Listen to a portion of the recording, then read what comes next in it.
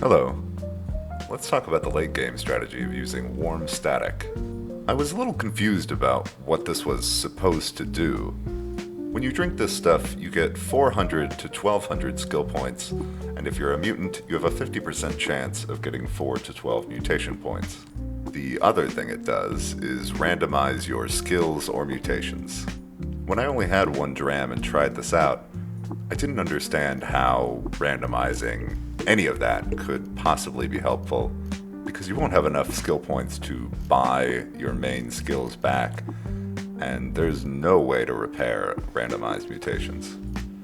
Unfortunately for mutants, this means that this is mostly a meme randomizer mechanic, and a single dram will surely mess up any build, but it's not hard to get or make a lot of this stuff, and if you're a Trukin, it can easily be used to get every skill in the game.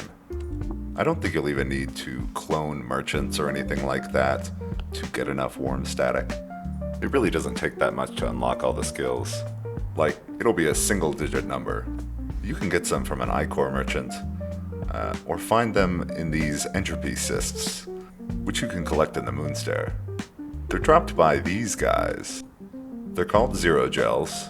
They have a 20% chance to drop a cyst, so you might need to get a couple of them. And when they hit you, they can grant any random effect.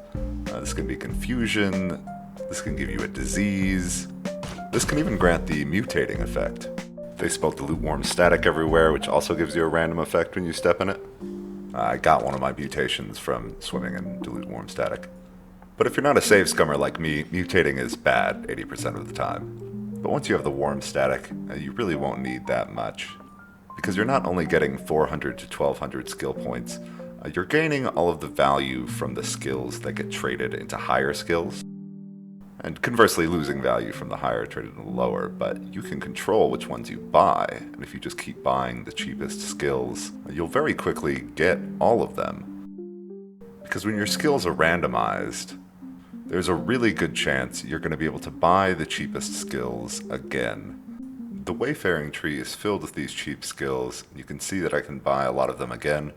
I was really struggling with how the math works out, but there are 120 skills, 23 skills worth less than 100 points, but every time I tried to calculate how many you would need, it always came out to be ridiculous. But what I can tell you is it took me 4 drams of warm static. I got 15 skills from the first dram, 10 from the second, 8 from the third, and 3 from the last one, just to get those last few skills. But let's say you're level 30, have 30 skills, get about 9 skills per dram of warm static. You'll only need 10 drams. But I think even that's being conservative.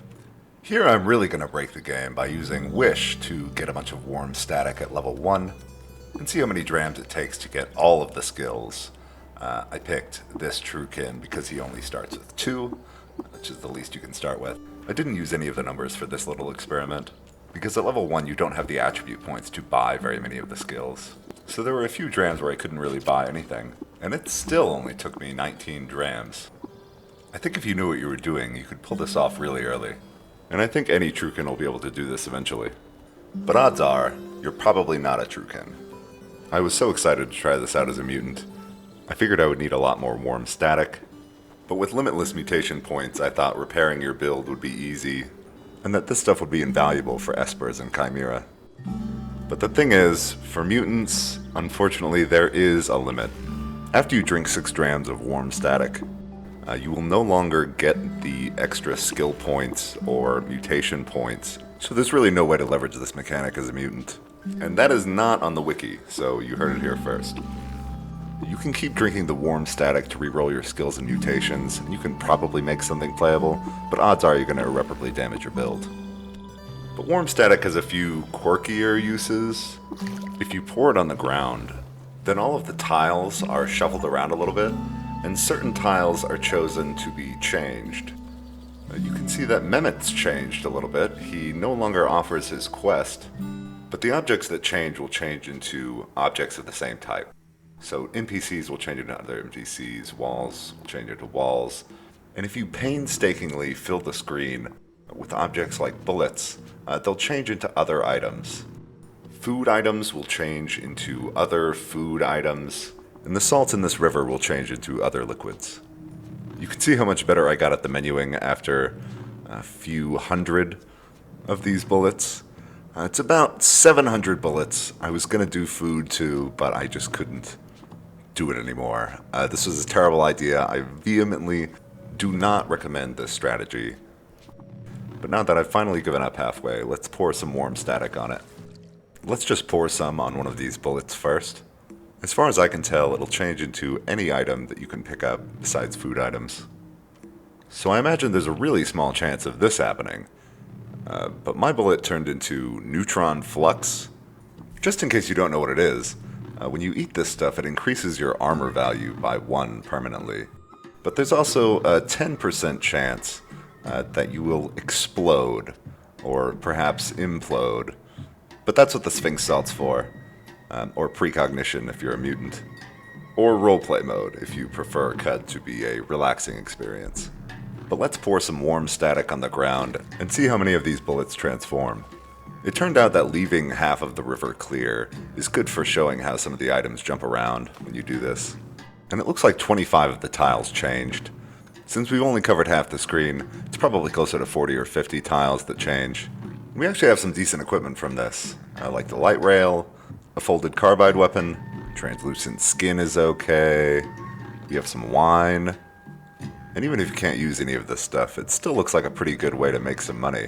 Or at least it would be if it wasn't such a pain. With nothing that useful, I really can't see any reason to do this strategy. It would be easier to just get all of this equipment, and the warm static is worth more than enough by itself. Putting those bullets down is absolutely maddening, but it is technically very cheap, as long as your time is worthless, and you could get some decent equipment pretty early. But the funniest thing about warm static is that if you swim in it, you will permanently transform your character. So you definitely don't want to get it on you in normal gameplay, but you can use all of the NPC's unique abilities. And I think wishing for some warm static at level 1 would be a great way to play as some of these NPCs. Like, I'm definitely going to play the game as this Rhinox. He has 36 strength, 5 different natural weapons, and his horns are only level 10. But I can already tell he's not going to be easy to get skills for, since he's already level 29 and only has 8 intelligence. Luckily there's another way to get skill points besides using warm static or brain brine.